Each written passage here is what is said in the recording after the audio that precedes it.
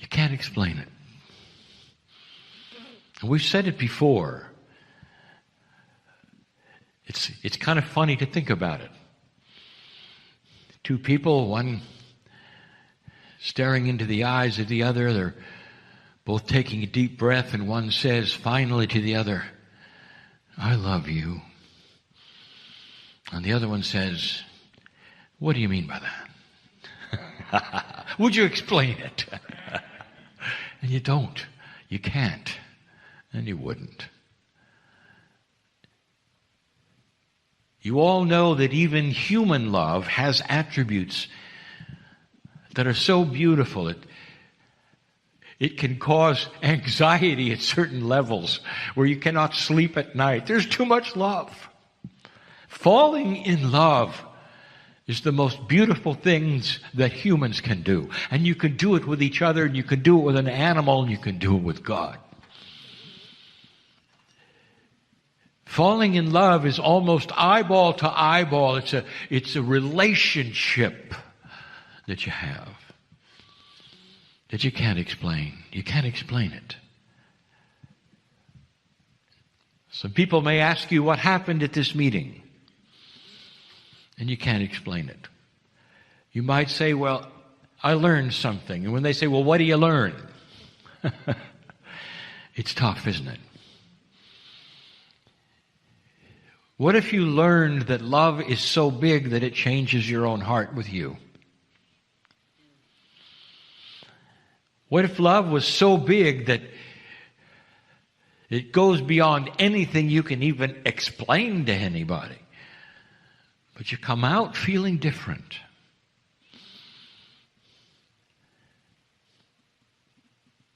What would happen if all of a sudden you found that you had something that you never thought you had before, that you were loved in a way you never thought you were loved before? You'd take pause, perhaps. You'd think about it, and some would even weep in gratitude. It's not that God loves you. I'll tell you about oneness yet again. If Spirit, God, is the master creator, the master physicist, the master biologist, the one who has orchestrated life on this planet, then that entity, that beautiful consciousness, knows every plant, every weed, every leaf, every grain of sand on the earth. Not just in a linear way, but in a multidimensional way. The creator of it all. And you can't just say, "Well, I discovered that God loves me." I'll tell you what you discover. In the oneness of everything, you discover that everything loves you. Have you ever met a tree hugger? Oh, I'm sorry, there are some here. And perhaps you were a tree hugger before you ever got interested in anything spiritual. Perhaps you were the ones that said, "Well, you know, my spirituality is in the forest." That's where it begins. Because you go into the forest and you feel the unconditional love of nature for nature. You realize you're part of the system of nature. And when you walk next to the tree, some of you can feel the consciousness of the age, of the wisdom, of nature itself. And you say, "I'm home. This is where I should be. This is where I belong."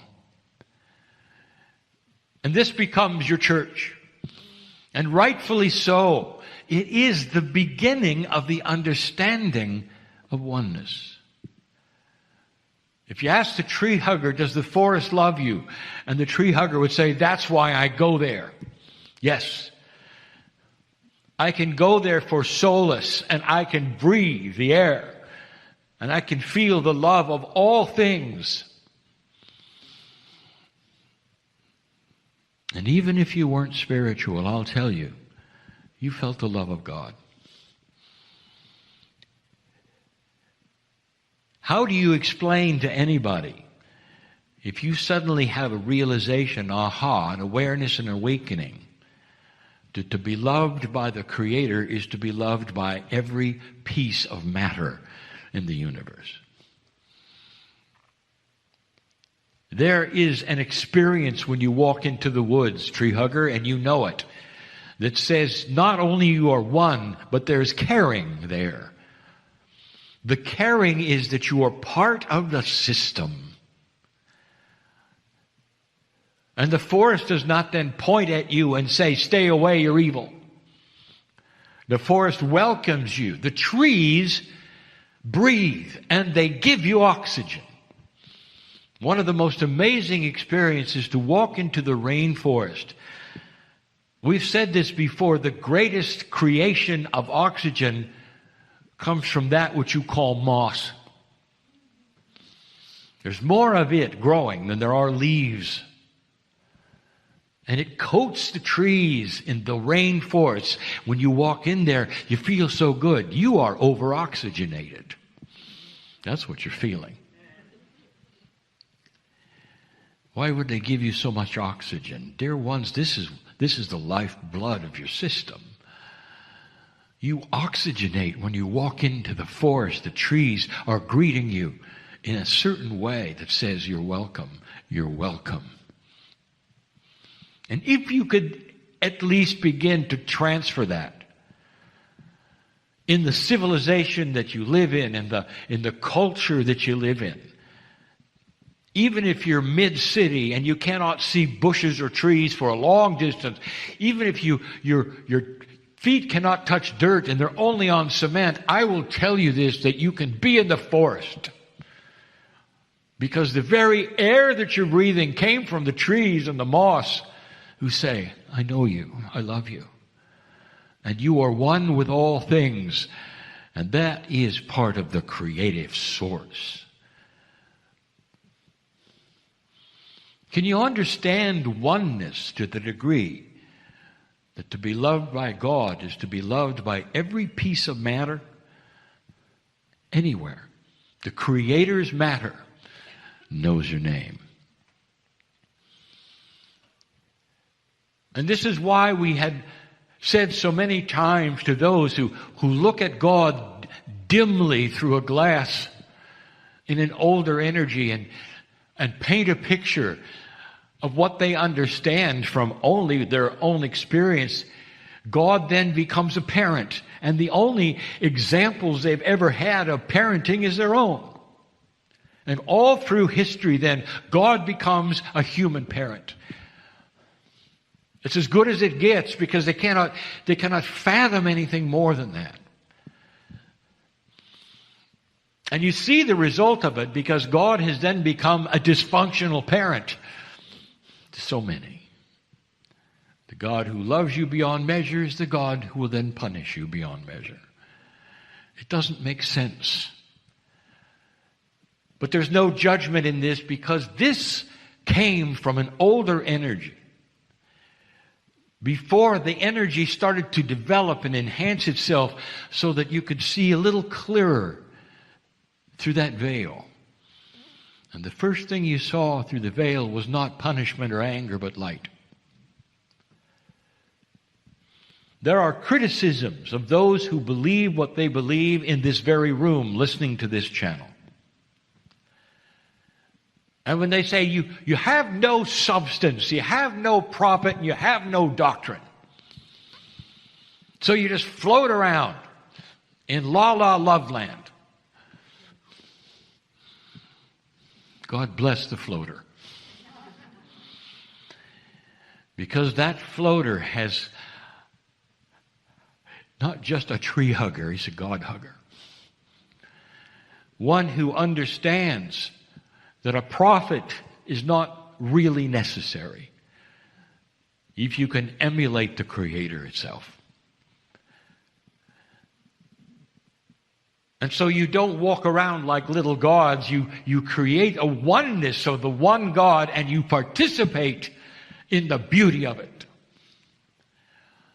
And in the participation of the beauty of it, there then comes wisdom. And the wisdom starts to grow. The man in the chair 30 years ago had no idea about today. And in that growth that he had to learn to get out of the way of himself. He had to learn the difference between channeling information and ego. He had to make up his mind how he had to survive in the channeling experience. And it's different, dear ones, than if you were to survive in a channeling experience. He had love pouring into him, so strong that he couldn't talk. He couldn't think. And so he started writing it down instead because it was safer. He was afraid of what people would think. He made finally the books he had, and he made his name small enough that no one could see it, and he put it on the back. That was fear. It took him years to go beyond that. The human has to get out of the way and practice getting out of the way. And it takes practice over time. But I'll tell you what happens. The body starts to understand what you're doing. Dear ones, as you sit in front of me, are you aware that if you start the progress and the process of progress, of enlightenment, the body knows what you're doing? Every cell was made by the Creator. The patterning of the Creator is in you. Your innate knows who God is and your higher self is. All the things that you claim are higher within you are part of that creative source that you're trying to get to and understand better. And when you start the process, the body understands. And it starts to then give you an allowance for understanding. That's what happened to the man in the chair 30 years ago. That over time, he began to recognize the difference between himself and his consciousness and the pure consciousness that comes from the other side of the veil. And whereas in the beginning he was confused and had no idea, and his channeling was cryptic, didn't flow with long spaces, when he tried to channel in front of others, he sweat. So nervous, so anxious, working so hard. And then there was a time when it got easier and it got better for him. And then there was the time when he could finally relax and understand the difference. And then, a little over a decade ago, when I said to him in the shower, "Are you ready to go to the next level?" I could see his mind working and the great disappointment that he had when I asked him that, because he thought he was at the highest level. You ask linear questions, you always do. How can I do this? How can I do this? What do I do about the duality? What do I do about this and that? Never understanding that you're working too hard. You don't have to do much at all except to accept this wonderful meld that's coming your way through an evolved consciousness and through your innate that says, how would you like to walk all the time in a form of channel? And that form would be your higher self comes in and stays in. You know what meditation is? It's an effort to touch that part of yourself. And in that part you age less because you breathe correctly and all of that. And the longer you can stay in meditation, you know that, the better things are. And that dear ones, is accurate and true in an older energy. Today, I will tell you the truth. That meditation is the attempt to get to that meld that my partner is in right now and stay there. You can do this by yourself without the effort of the meditation, and it's always there. You wake up with it, you go to sleep with it, because it becomes you, a constant state of awareness of what is around you and touching the other side of the veil.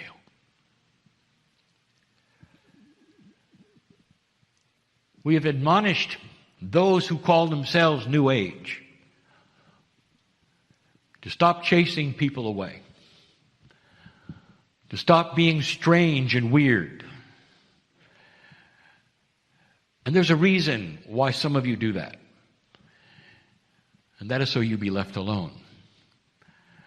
In your own way, to worship in your own way, to be your own spiritual person and not have those bother you. And now we have told you so many times, you accept this meld. You won't be weird. You'll walk around and you will look not only normal, but beyond normal. You'll have a love quotient, which is more than most have. And you'll be seen as loving and wise and safe to most people.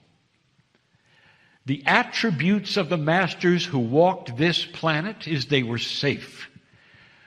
People could approach them. They wanted to be with them. There was no competition of conversation. The masters of this earth had something in common, all of them. They listened. And when they listened, those who would talk to them knew they were getting through, and they were being loved every moment that they were being heard. This is the new human. The tree hugger doesn't have that not that much wrong with that, you know. That's almost all the way there. Without any spirituality, the tree hugger has it all. Now you add to that the knowledge of the spiritual soul that is involved, that you are. And now you know why the forest greets you. Did you know that Gaia was created for you? There are those who believe that humans are the worst things that ever happened to Gaia. You'll get over that, and you will learn the partnership as you stop polluting. But a truth that you should know is this, is Gaia was created for you. That's your best friend, this planet and all that it represents. And it's so close to the higher self that you want to touch. I close this message again with the knowledge that I'd like to give you and the wisdom I would like to give you. It says this: you are part of the system of beauty on this earth. You never, ever came to suffer. An old energy system will tell you that because that's all they knew. Be the ones to start something new. And that new something is self-sufficient God within, oneness with all things that brings you to wisdom and a place of balance where anxiety and worry for you personally has got to get into the back seat. Because what you emanate in a meld with spirit is beautiful and light-based. And that will be your normal. The pendulum is swinging from dark to light on this planet and illuminating so many things that are inappropriate. Let this be the same with you. And in that, you will see the inappropriate things in your own life, and you can drop them like a hot potato. You can go the other direction because you will be supported in that decision, and every cell of your body will know it. The trees will know it. The air you breathe will know it. Creation will know it. Let it be so. Leave differently than you came. And so it is. And so it is. It is. It is.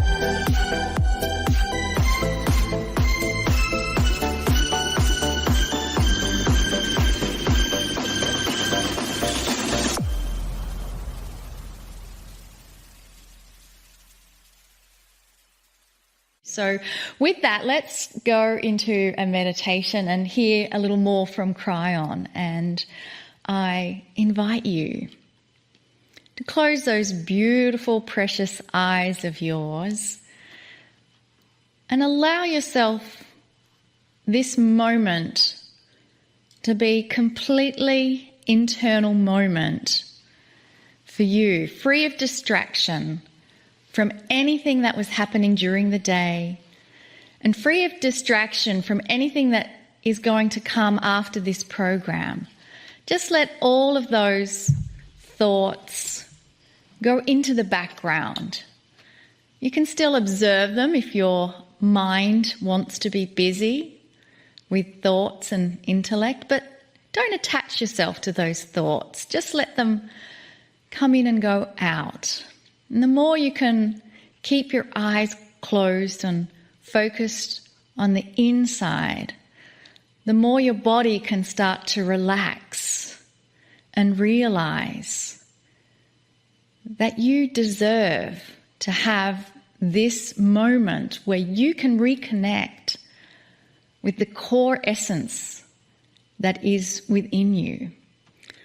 That unconditional love you feel from animals, it comes because it's connected in you. It doesn't come from the animal. They're just a conduit of you connecting with that essence of love that's inside of you.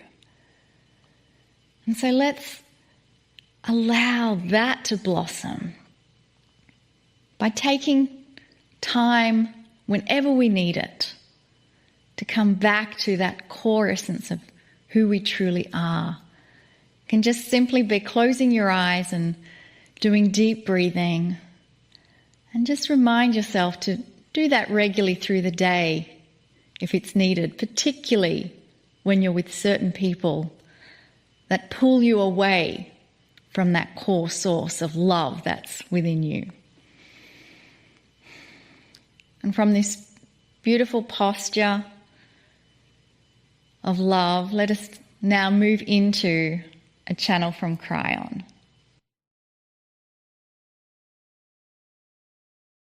Greetings, dear ones. I am Kryon of Magnetic Service. There are so many of you who have asked the question, how much influence do I have? And so many of you are asking about yourselves, not just the planet. Some who are esoteric thinkers say this: how much influence can I have as an old soul about the baggage I came in with? This is a subject, and it's all about what some are calling the Akash.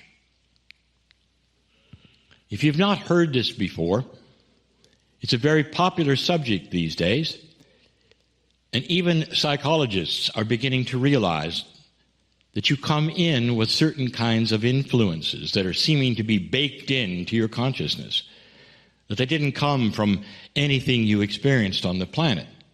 Somehow your personality comes in a certain way, and then it's also shaped by what you experience. If you're an esoteric thinker, if you believe perhaps in past lives, like 2/3 of the world does, you realize that there is a system called the Akashic Record. What happens in certain past lives seems to then come in with you, and there's a reason. Some have called it karma, and we have told you before that this is something in this new energy that we've asked you to drop completely. It's no longer needed. But you still have that which is the Akash. And the Akash is what you have experienced in past lives that comes in with you. In the past, this has a reason, so that you will then settle it, or perhaps act on it, or do something different to dismiss it. That has been the thinking, and it's been for centuries. This has started to shift and change. There are those who would be critical of that statement and say, no, these are bases of some kind of axioms of esoterics. They never change. They do change, dear ones, because you change. If the energy of consciousness is becoming more benevolent and the shift on the planet is before you, do you see how that would then change how you learn and what you learn with? And so what I'm going to tell you, I have said before, but you need to hear it again. How influential can you be on the baggage you bring in with you? Sometimes that baggage controls your life and you don't even know it. Lifetime after lifetime, perhaps of sorrow. Lifetime after lifetime of dying early, perhaps, and you come in not expecting much from the planet. You come in and you don't smile much, very serious, wanting to know when the other shoe is going to drop. That's what it creates. And that's just something you come in with. And that's something that your parents deal with and your teachers deal with. And yes, your spiritual leaders deal with. How to get beyond that which is seemed to be baked in to a consciousness when it arrived. That's the Akashic record. How much influence do you have on that? What I'm going to tell you next is known by the ancient masters. You have full influence. I want to take you to a place in India called Varanasi. And for hundreds of years, in a teaching about karma, the Akash, they know that if they go to the river there and bathe in it, the belief is this, that they can influence that which was baked into them when they came, the Akash, the karma.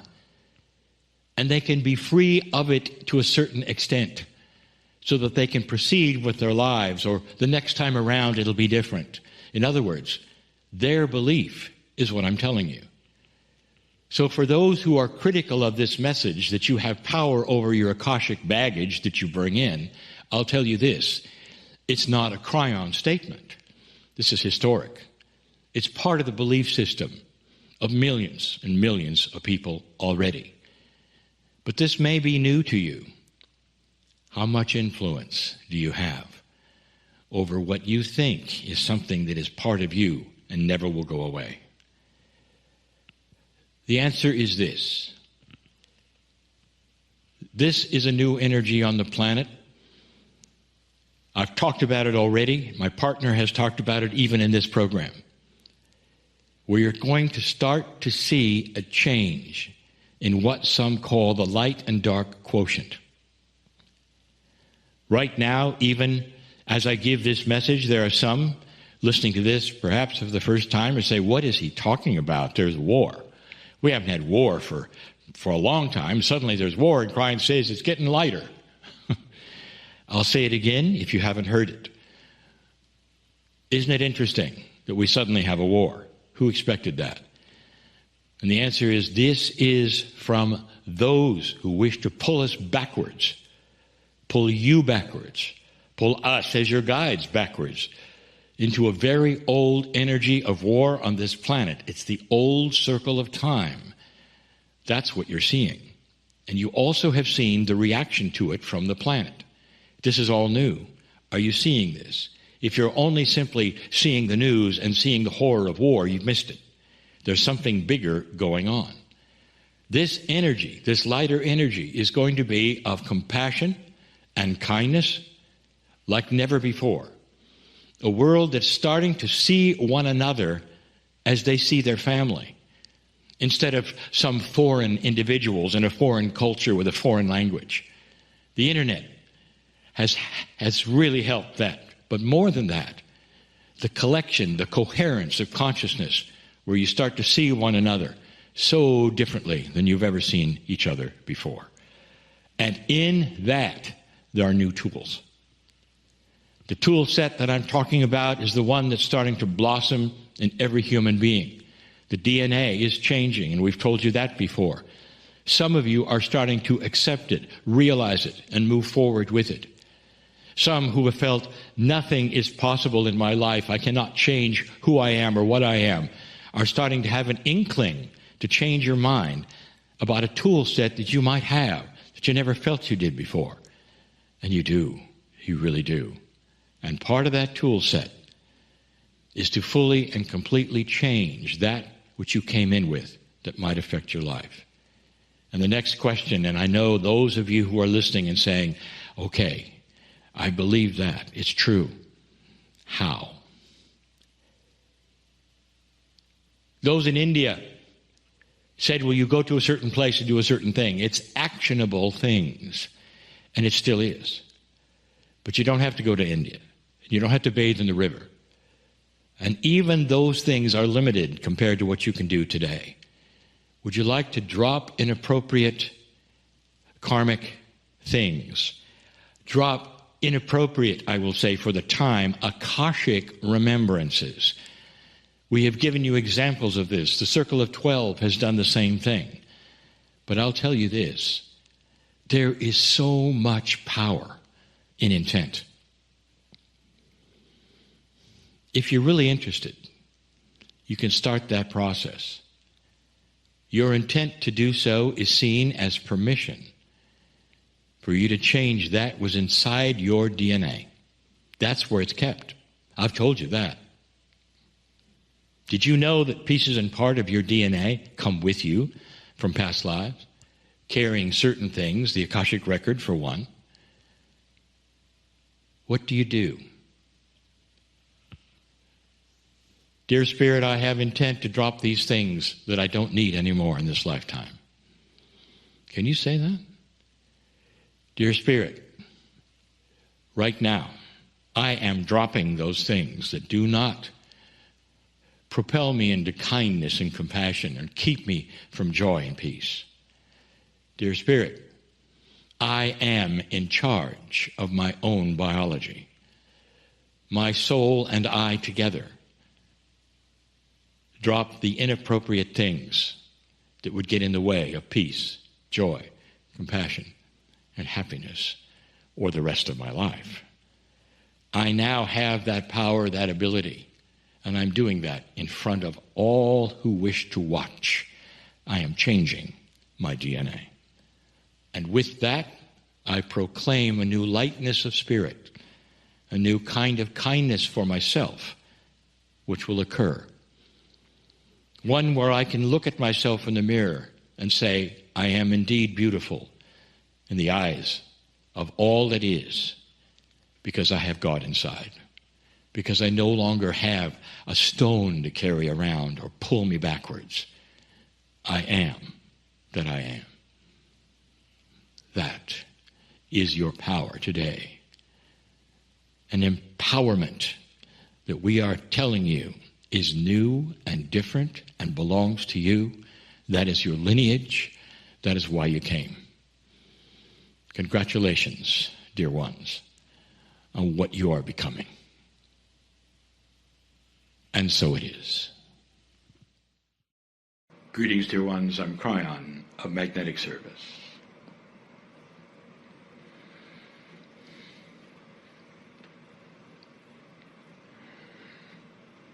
The element that is studied today is water. And we'll just tell you that that is water is life. And if there's any kind of a metaphor that would say, what does the element of water mean metaphorically to the human being? It is life itself. Life. You've had that which is the soul, you've had that which is consciousness, but life, how do you weigh the importance of that element? But beyond that, dear ones, you've already discovered that water in crystallized form will show the effect of love and compassion, consciousness. You already know that. There are those in this room who know about that which is the energies that are esoteric of the human being. Energies that were known from the ancients and processes that are used today, taking advantage of them, that Western medicine is just now discovering. So you also know the power of consciousness and how it changes the energies, how energies can be then altered by the way a human being thinks about themselves. There are those who use energy work who have discovered a long time ago that there are human beings who can sit and endure it and have no change, and then there are human beings who can sit and accept it and embrace it that will be healed. So what does that tell you about the meridians? Do they just sit there and do their thing, or are they like antennas that pick up the intent and the consciousness of the human being, amplify it, and go into the places that are designed for them to go into, and affect that which is at the cellular level, life itself, the water? Every process you can think of in this room that you have done or you may be an expert in seems to also know who you are when you do it. It's almost like it tunes in to the human being who is part of it all. If you go away with nothing from this series, I want you to remember this one thing. You are powerful. More than just powerful. You are selectively powerful. That is to say, you can design who you are. You can design the diseases you catch and heal. And how you think and what you perceive will lay upon you like a book. Like you can open it and read who you are. I'm afraid of this. I'll catch this. Or I'm going to survive no matter what because I will not catch this. I will not do this. This will not attach itself to me. I am a healthy person. My cells all agree. They cooperate. I know who I am. They know who I am. Which book is yours? No time in history is this more prevalent and more exciting than now. More is happening than you know. The shift that you have gone through at 2012 starts to move so many things, and it is incremental. So slow is it you may not even understand that it's moving. You'll have new processes and new ways to measure them. You'll start to see that which is the body's energy itself start to cooperate with the energies of the consciousness of the human being who is using them. You'll start to see something we've told you before, and that is a move away from that which you've had, which you call allopathic. That there will be no more cures as you think of them, but more like healings and reversals as you design them. Instead of taking a pill that then is going to change some chemistry and at the same time perhaps have side effects, there's going to be a purity of consciousness imbued into whatever device you think, if any at all, put inside the human being, esoterically perhaps with consciousness or otherwise, and the body will recognize it. What do you call homeopathy? Is it a pill? No. It's a signal. The difference should be obvious. Homeopathy is not a drug. It's a signal. It's a signal that is designed to talk to that which is your innate. Your body sees the design. The message is complete and the healing begins. What does the homeopathy tincture carry that is so remarkable? And why would a signal demand the body do something? And the answer is that with the signal that tells the body what to do, there is the instruction from the boss. That's you, because you are the one who put it under your tongue.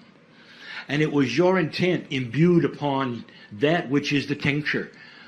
You're the boss talking to yourselves in a way, perhaps, that the ancients always knew about. When you do acupuncture, what are you really doing? Is the energy in the meridians, in the needles, in the esoterics of it? Or is it a signal? Using that which is the energies. And the signal is instructions. I know you're there, this is the meridian, this is what it does, and it comes from the intent of the one that is able to sit through it and say, it is my body, this is what I want. All of these messages being given to the human body, right to the life source, right to the water. What do you know about water? You can restructure it with consciousness. What do you know about the human bonding of the water to life itself? You can change it with consciousness. What have you already discovered through the ancients' processes that I've just mentioned? Healing. Instructions to the body. I want you to start seeing something. That there are more of these than you know. The affirmations that you're now speaking out loud is part of the issue of bringing it out and letting the ears hear it, let it go into the consciousness and affect who you are. Meditation itself is so strong now because it's the human being with the intent giving instructions, not just energies, not just prayers. Do you see the difference between praying for something and instructing? Is it possible you can instruct the planet? Is it possible you can instruct yourselves? With all of this, do you think perhaps you could increase your lifespan? Stop aging to the degree that you are. A body ages because it doesn't have instructions. Are you listening to me? The body ages because it does not have instructions.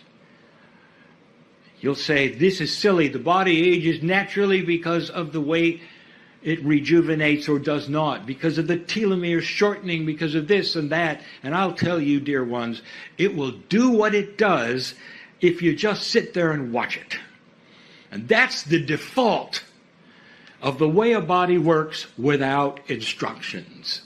But when you start instructing it, then you give it the blueprint of how it reproduces and how it regenerates and how it chases away the inappropriate things.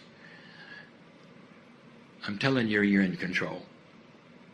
No more than any time in history, you are in control now. It's a greater way than you think. There's more going to be given.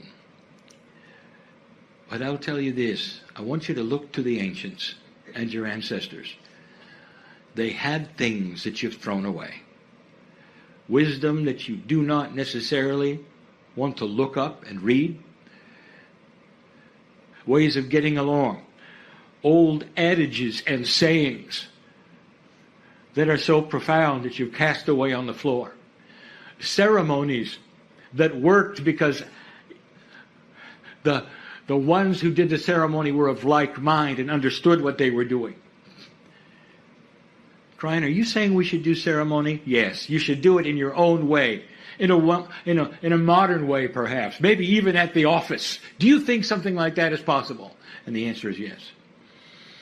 When human beings discover something that works, they'll do it.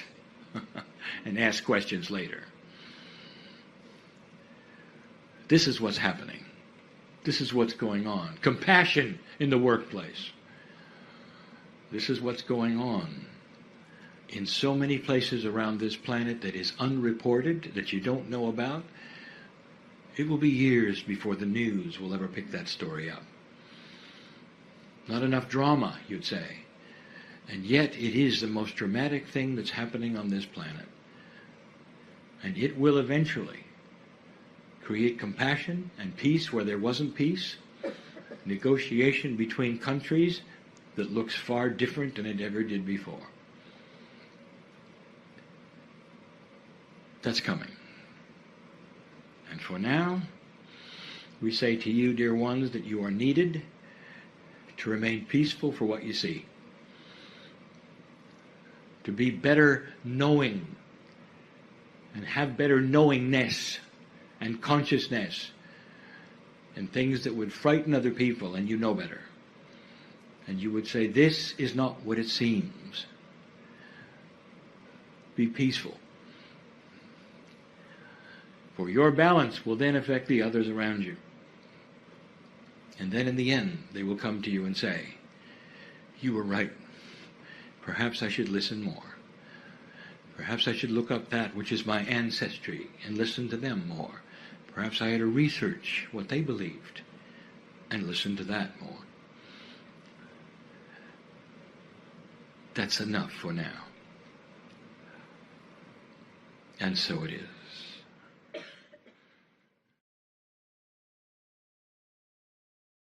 Of magnetic service. You study air, the fourth element. Here's another element which seems to be invisible.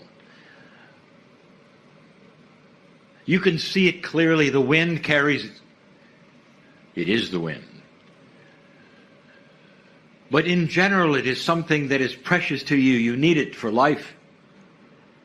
Even more than water. You need it constantly, every moment. And there's an alliance in air with Gaia. If you would look at the metaphor in the human body, what would air be to you in this esoteric metaphor? Let's call it your silent life friend. Something that is invisible, something you take for granted, something you need every moment of every day. And when it's gone, you're aware of it. And you cannot survive. My partner today speaks of things that are hidden. They are hidden in history. And the more you learn about them, the more you know about the magnificence of not only yourselves, but of your ancestry. We told you that on this planet today, that the wisdom keepers, which I will say are the ancients, with a capital A, they have that which is missing in the Western world. They carry the wisdom from the past. And the indigenous know it. And that is why the indigenous honor the ancestors, listen to the ancestors, and have stories passed down from them that they continue to teach to their children. It's a wise culture that will take the ancients and make it a part of the teaching of the little ones. And that is not what you've done.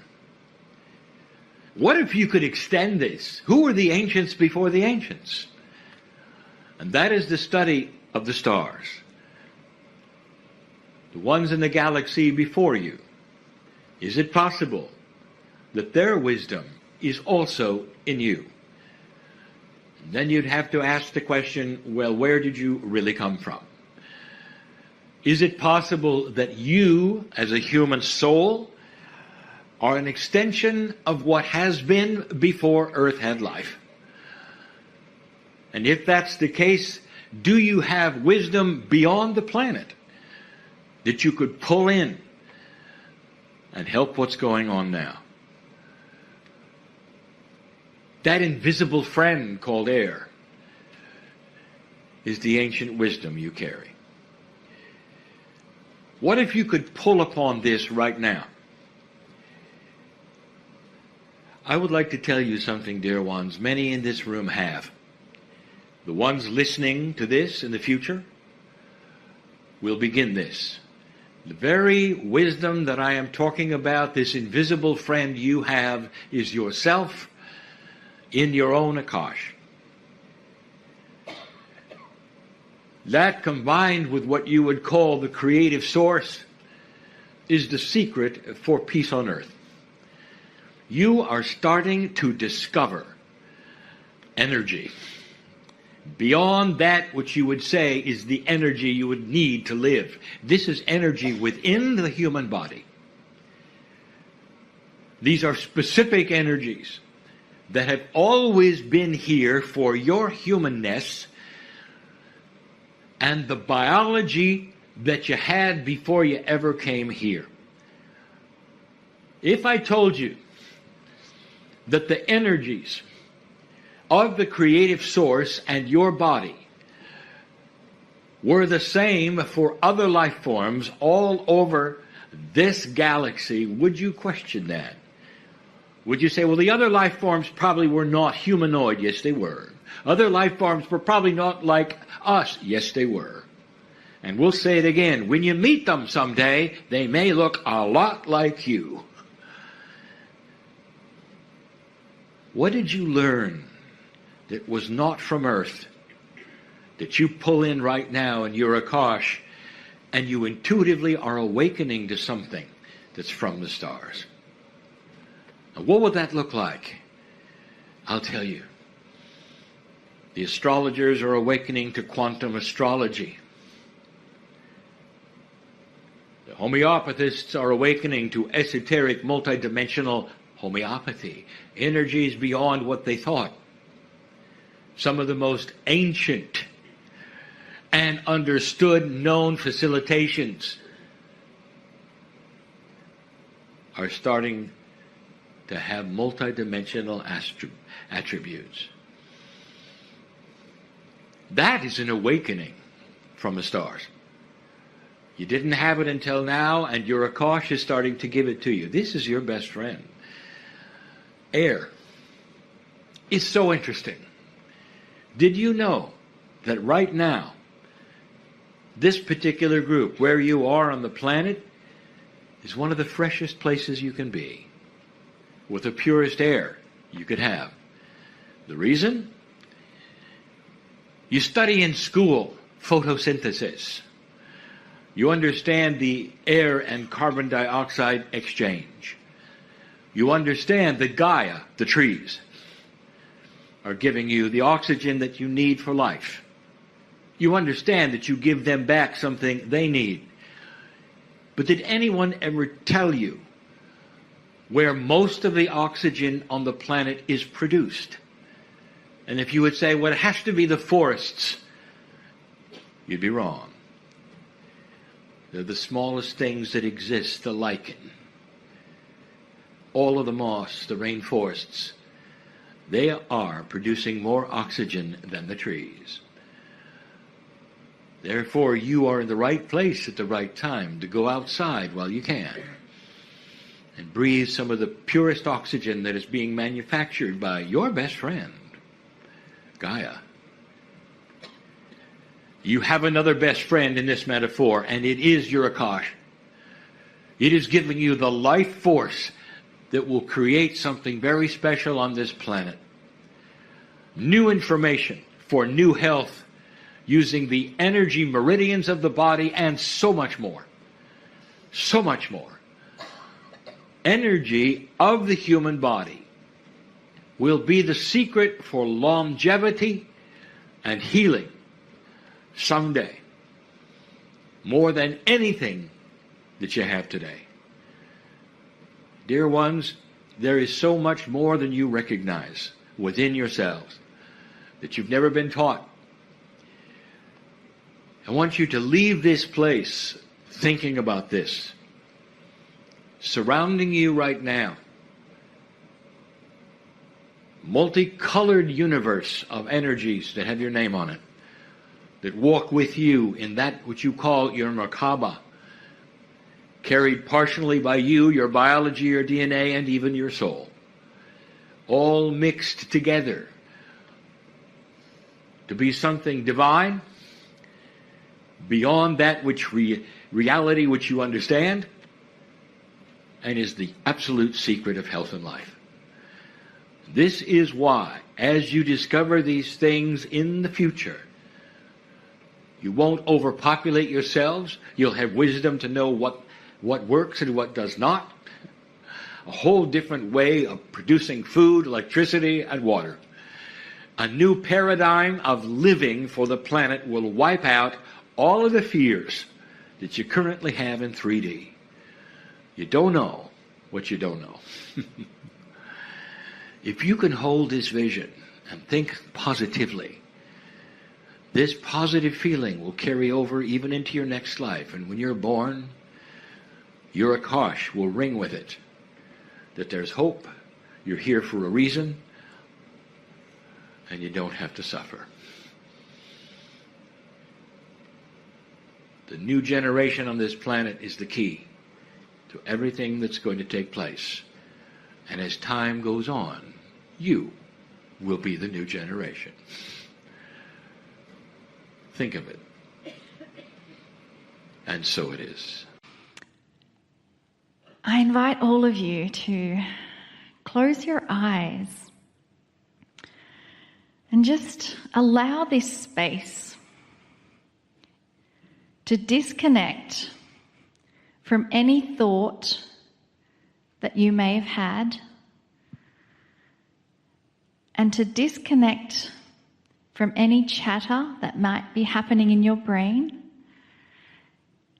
And if there is chatter in your brain, we can just acknowledge it and say, wow, beautiful brain. Thank you for all your chatter that you bring me.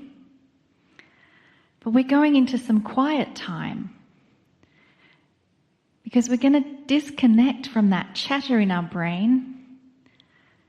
And we're going to have some quiet time where we can connect with the energy of our heart.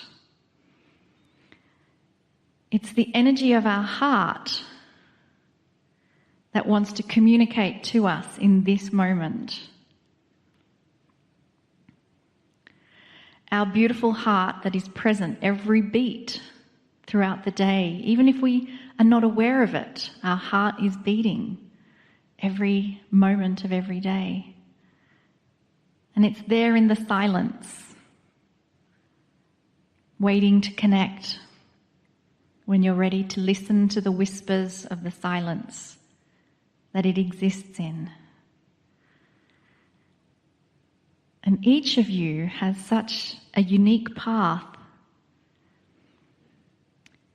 And the compass that guides you on that path is always the silent whisperings from your heart. And the one that guides and connects the heart is connected to the field of the Creator. That creative source that we all came from, and that creative source that we will all merge back into when we're no longer here on this physical plane of beautiful planet Earth. And so we just say thank you to our beautiful heart. Thank you for accompanying us on this amazing journey.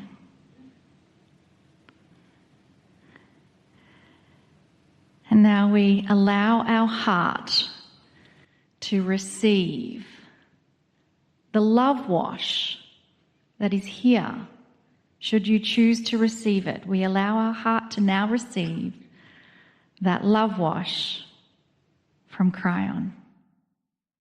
Greetings, dear ones. I am Kryon of Magnetic Service.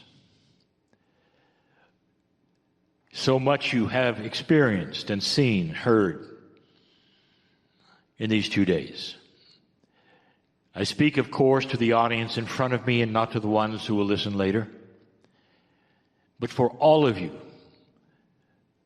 listening later and here, I'd like to give you a short metaphoric message. Dear ones, we have given you so many times the idea that light is coming. And that in itself is a metaphor.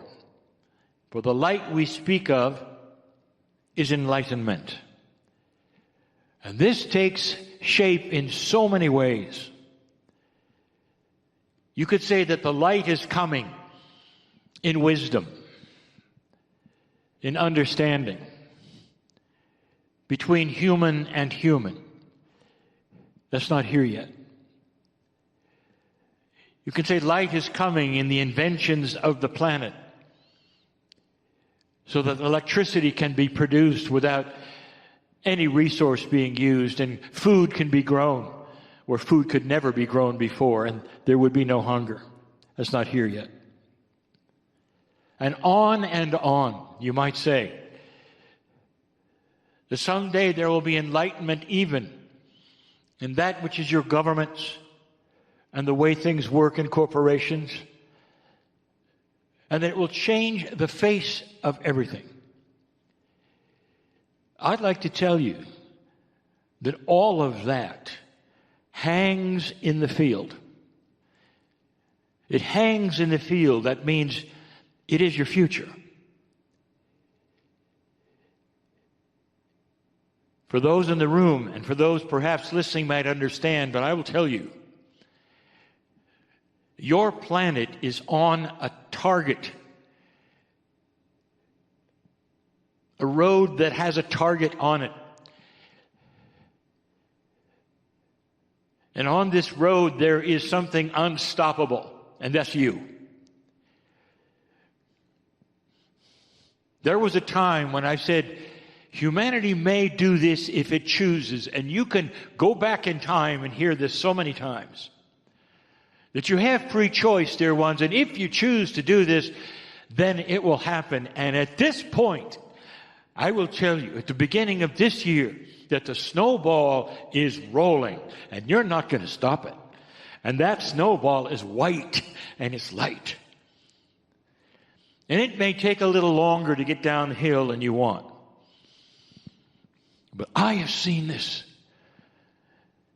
in other civilizations, in other planets of ascension, and some of you have been on them and recognize it, and your old souls here today, because that...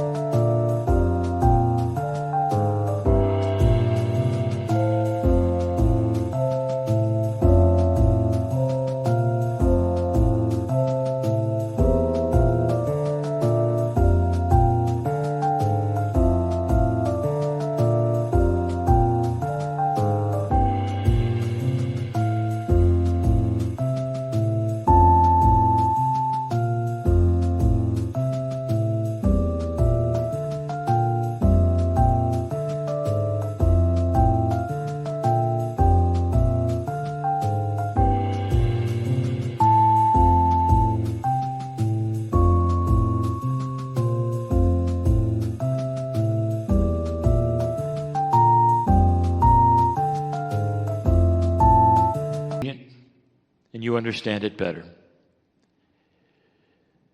It's a parable that stretches the imagination of reality, and that's what parables do.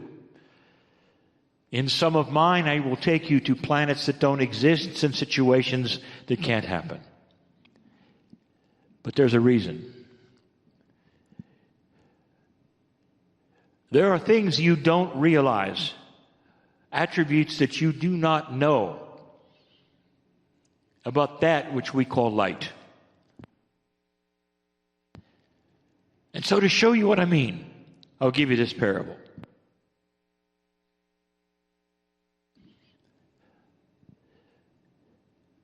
If you ask a warrior, a soldier, what it's like to fight a battle at night, they will tell you it's not often done. Night battles, and even in current wars, are often with artillery. Very seldom do they meet another soldier on the field at night. Those battles are fought during the day, you say. But sometimes they're not. And if you talk to a warrior of old, where they're only using swords on the battlefield, and you say, what is it like to fight at night? They'll look at you and they say, you don't know who's there. And it's very, very difficult. And it's horror.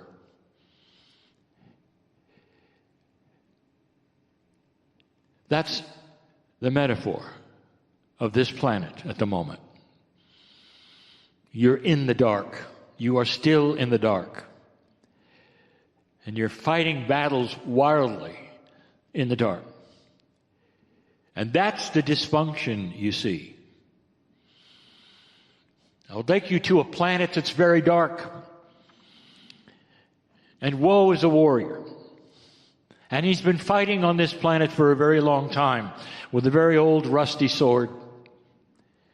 And he's been put out onto the field so many times and thought it was his last time, as he would hear noises and think he's heard shapes and swing his sword. And he had been wounded a number of times, and he was in the trench once again, ready to go out and do it again. Paint this picture, it's pretty sorrowful, pretty ugly. But the planet itself was dark, and daylight never seemed to come, and it always seemed to be battle after battle with his rusty sword. It may seem funny and perhaps a little goofy what comes next. But a little green man showed up. He spoke funny. And he said to Woe, I have a special saber for you. And Woe said, really? I could use a new one, because mine's so old and so rusty. Thank you. And the little green man handed him this. And it didn't look like a sword at all until they pressed a button, and out came a lightsaber. Wow. The little green man went away. Woe knew he was going to win this battle, because as soon as he turned that on, he would then be able to swipe his enemy, and he would be chief on the battlefield, and he would be winning this battle, and he wouldn't have to worry anymore. But that's not what he got. When it was time for the warriors to go on the field, and they rang the bell, and up they came out of the trenches, he raced out into the field, and he hit that button, and up came the light. What he saw around him, he didn't expect. All of the warriors that he had never seen before, he'd only heard of before, they showed up. And all around him, there was shock, as they saw not him with a saber sword, but the light that it created. And they looked around, and for the first time, they saw each other eyeball to eyeball. And they recognized they were all in shabby clothes with rusty blades. And they'd even forgotten what they were doing. And they saw each other as human beings for the first time. And collectively, without a word being spoken, while he was holding that light, they all dropped their swords and looked at each other. And almost every single one of them walked around. For the first time, they could see one another. Didn't even recognize the uniforms. Didn't even know why they were fighting. And it was the beginning of light on that planet. One man. This is a metaphor for you, as goofy as it might sound, of light where there is no light. That's what you get. You don't know how dark it is here until you see the brilliance of the wisdom that is coming. You don't see how dark it is here until someone comes along with ideas that have never been there before. And you go, why didn't we think of this before? With inventions that have never been seen before, that change not just the atmosphere of a technology, but rewrites an economy. Those are the kinds of things that happen with light. Those are the things that are hanging in the field. You've had a glimpse of them in these 2 days, of what is possible on this planet. So I will echo what my partner said earlier.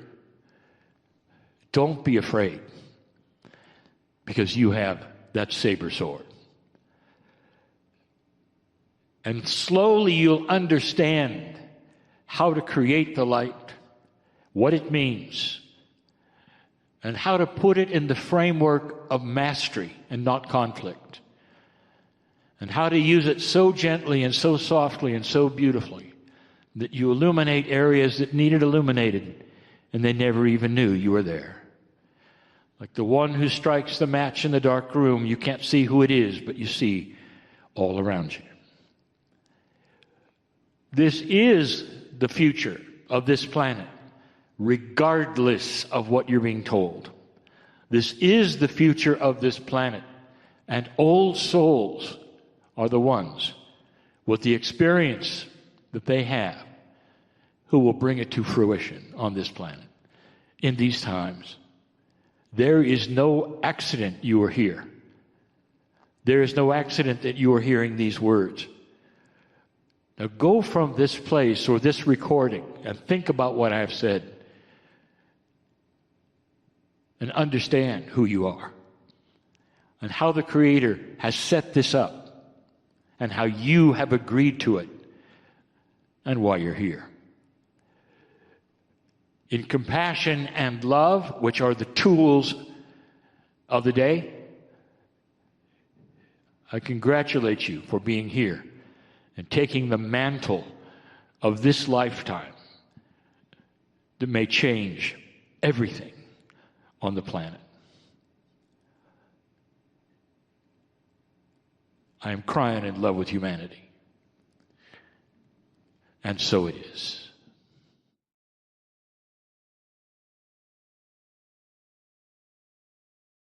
Greetings, dear ones. I'm Kryon of Magnetic Service.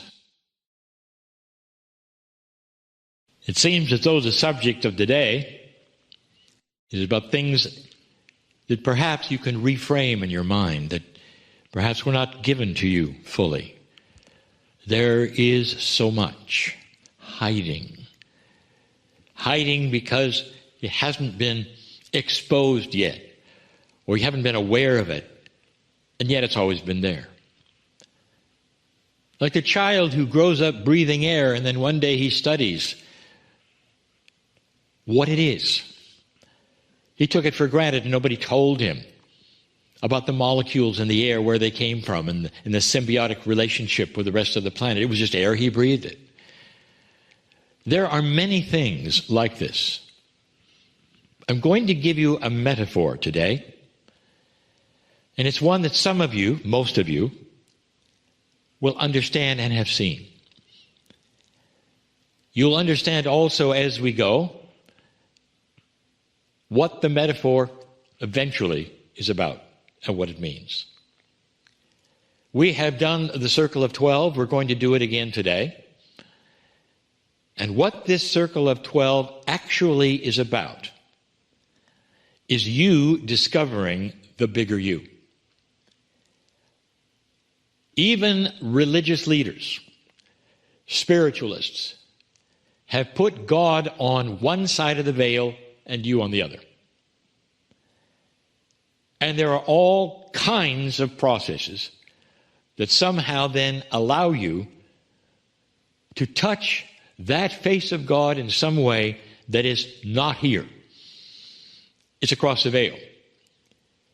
And the circle of 12 is one of the first times I have given you a metaphor that continues, that tries to show you that actually it's right in front of you. That veil is actually the bridge between you and the bigger you, your soul.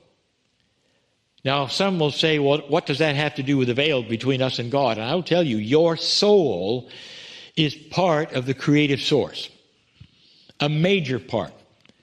If you can touch that which is your soul, you are in that space that mostly is on the other side of the veil. A multi-dimensional space where, like angels and guides and the love of Spirit is right next to you all the time. And we've given you this example over and over and over. That really, truly, Spirit sits on your lap. But that hasn't been the paradigm, has it? Let me show you something.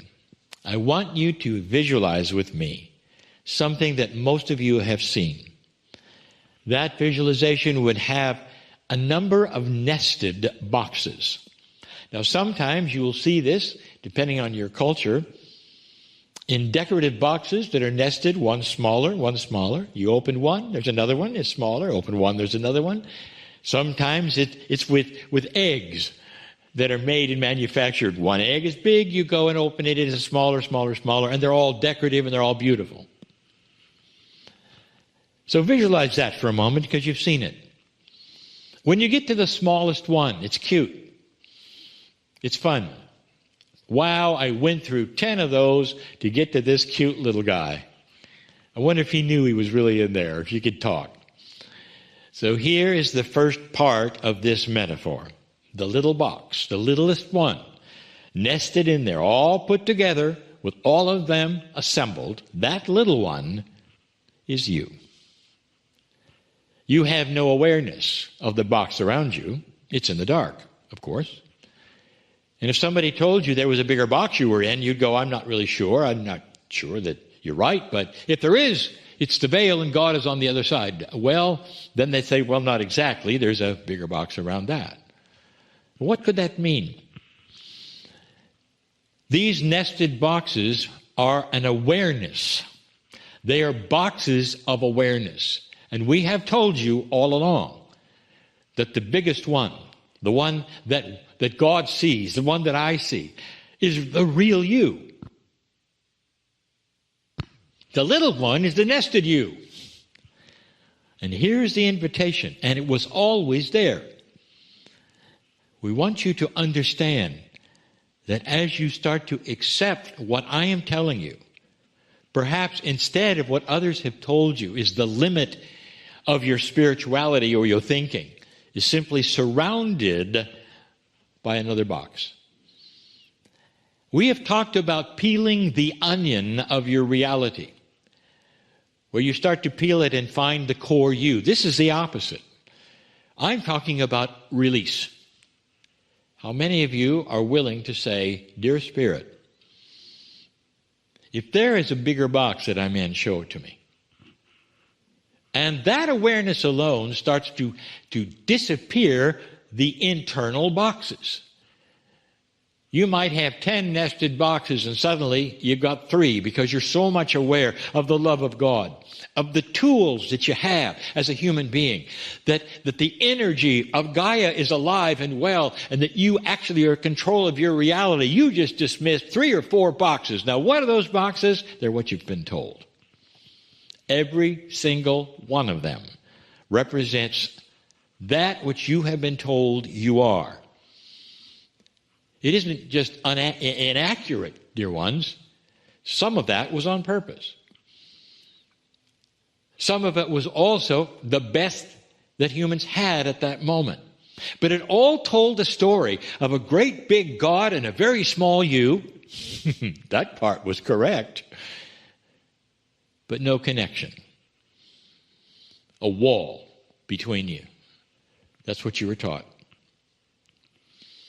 If you are involved, perhaps, and invested in some of that which is the organized spiritual systems of the planet, that they will tell you right away. You're small. You're not supposed to be able to touch the face of God. You're not worthy. And so they have all manner of rules that will then help you be worthy or at least come to God not filled with unworthiness. You start listing them. What do they ask you to do? What if I told you those are boxes? Those are boxes which keep you from seeing the big one. And you start disappearing them and disappearing them. And you get to that place and you say, what if I could cross the bridge to the real big one? And that one is the soul. Now let me tell you something else about this metaphor, which is magic.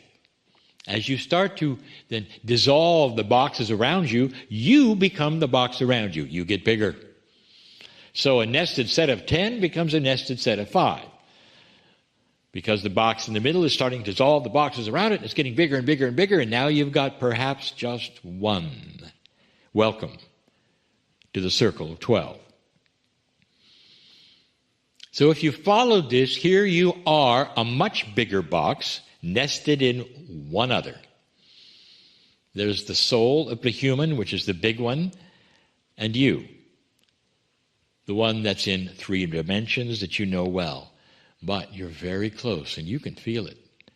You've dismissed all the limiting things that you've been told, and here you are. Crossing that bridge is something we'll do today, and we do it every single Wednesday. And we've done it for almost 100 episodes. All the time, this has been the metaphor of you touching the bigger box. But more than touching it, what happens to you, and I'm going to paint you a picture. When you cross the bridge, that 3-dimensional box is dissolved temporarily. You have to live in 3D. That's who you are. But it doesn't mean that you can't meld with the bigger one or go there anytime you want. Crossing the bridge, going back and forth, finding out some of the most beautiful things that Spirit, the Creator, has for you. Basking in the love that has always been there, without rules, without things you have to do to deserve it. And you start to understand the real picture. The actual core truth is this. God is in love with you and created you in love and has given you free choice to find that. Not a bunch of rules that say that you're not supposed to. Not a bunch of rules that say you're unworthy. Not a bunch of rules that say that you're doomed as you're born. That was never, ever the core truth. That's the humans making their truth apply to you. That's all human stuff, dear ones. That's humanism 101.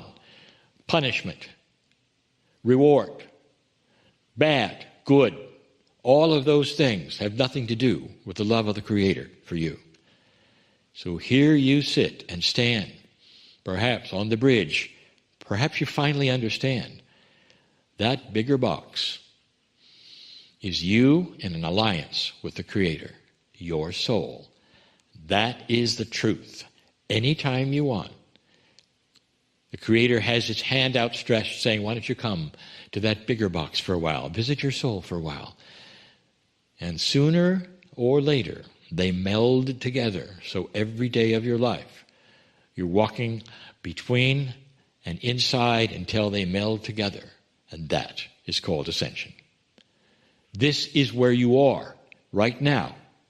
In the scheme of this planet, you might say in the planning that you set up a long time ago before you got here. What if this was all true? I want you to sit and feel that love I'm telling you about. Tonight, a little later, we'll go across the bridge. I'll take you there again. And so it is.